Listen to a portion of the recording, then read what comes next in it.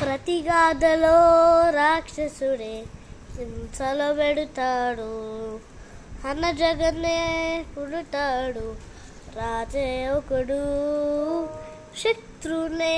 కడదేర్చే పనిలో మన రాజు, హింసలోనే మరిగాడు మంచిని మరిచే, ఆ నీచుడి అంత చూశాడు